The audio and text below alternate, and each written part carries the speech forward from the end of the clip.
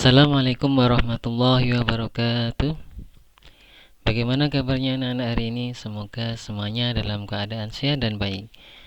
Pada kesempatan kali ini, pelajaran ke-13, kita akan belajar tentang interaksi sosial dan juga iklan. Kita masih di tema 3.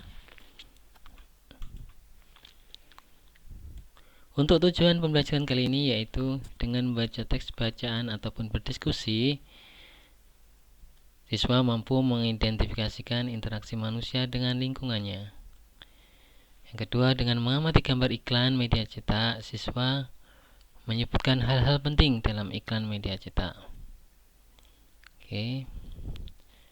Perhatikan gambar berikut ini. Ada gambar ini. Kira-kira gambar apakah ini? Ya, betul. Ini adalah gambar petani. Bisa kita lihat dari ciri-cirinya, seorang pemuda yang sedang memakai topi caping dengan membawa padi dan juga sabit. Ini menandakan bahwa ia seorang petani. Dalam pemenuhan kehidupan manusia, dalam pemenuhan kebutuhan hidupnya, manusia tentu membutuhkan orang lain. Contohnya kita, ketika kita ingin makan, maka kita ingin butuhkan nasi. Nasi itu berasal dari mana? Nasi diperoleh dari beras. Beras diperoleh dari mana? Beras diperoleh dari padi. Dan padi ini siapa yang menghasilkan? Ya, yang menghasilkan adalah para petani.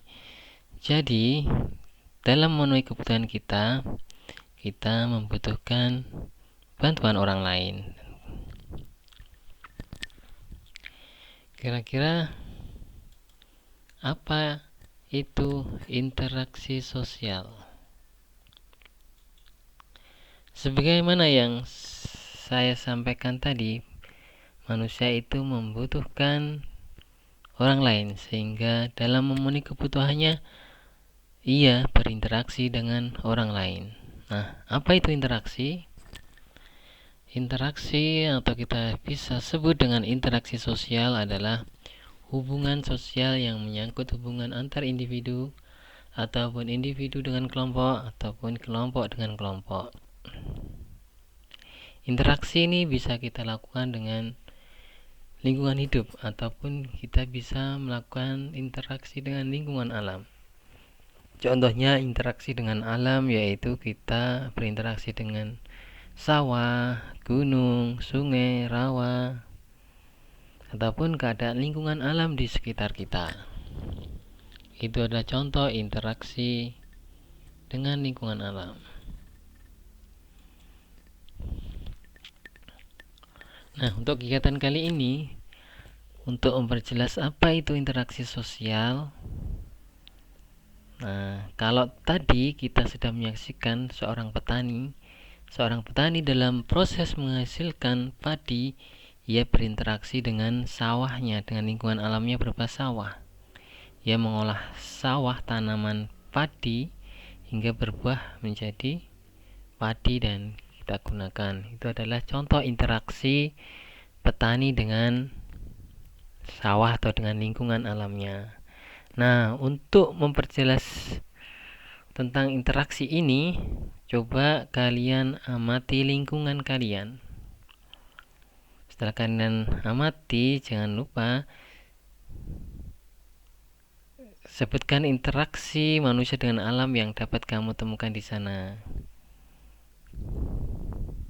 Apa yang sedang mereka lakukan dan apa pengaruh kegiatan manusia terhadap lingkungan alam, atau kegiatan manusia ini berpengaruh menghasilkan apa, itu ya.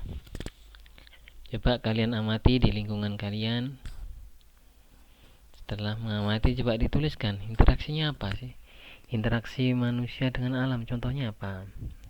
Misalkan interaksi manusia di lingkungan alamnya, ia berinteraksi dengan ayam karena memelihara ayam. Nah, itu contoh interaksi dengan lingkungan alam. Coba kalian amati lingkungan kalian dan tulis di buku kalian.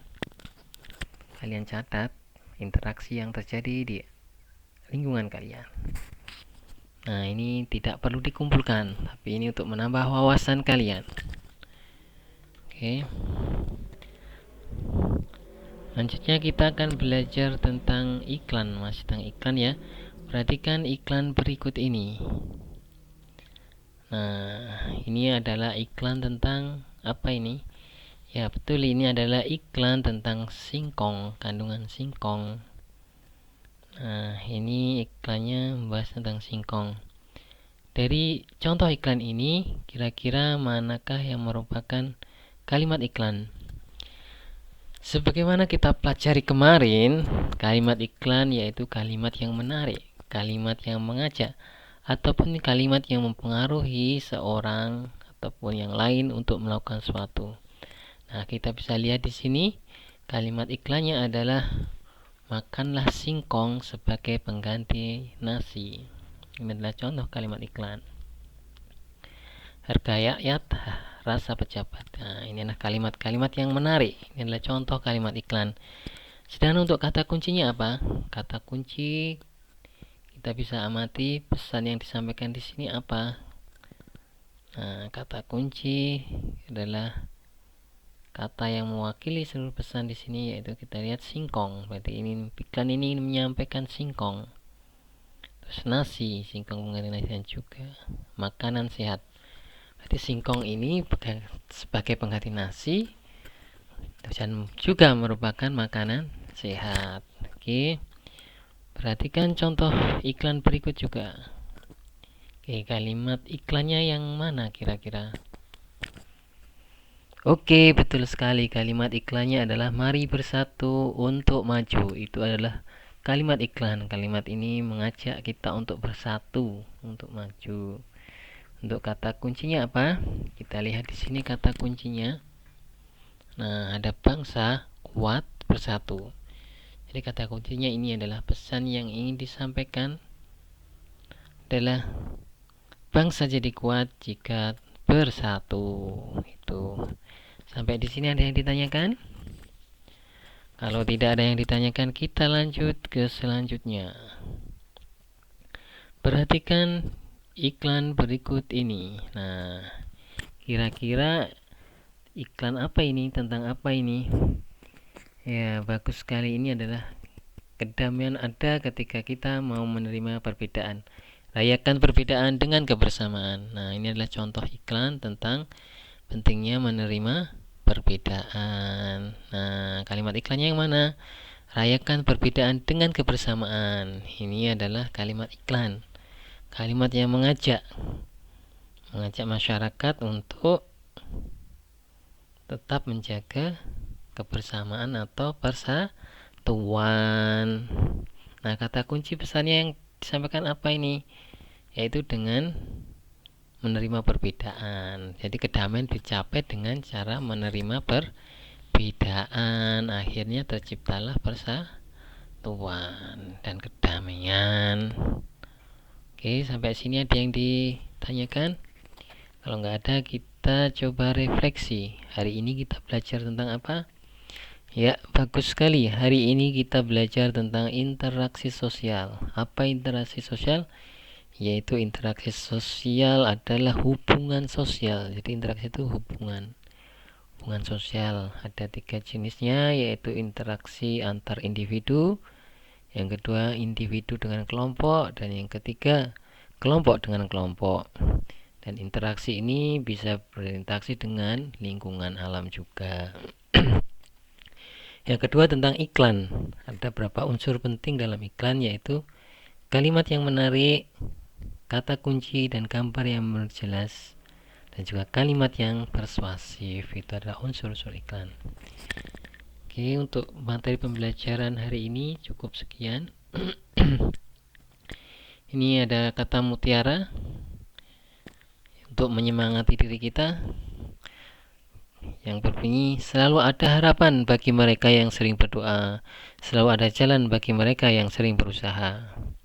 Nah, dalam mencapai tujuan ataupun impian dan cita-cita kita harus senantiasa berdoa dan juga berusaha.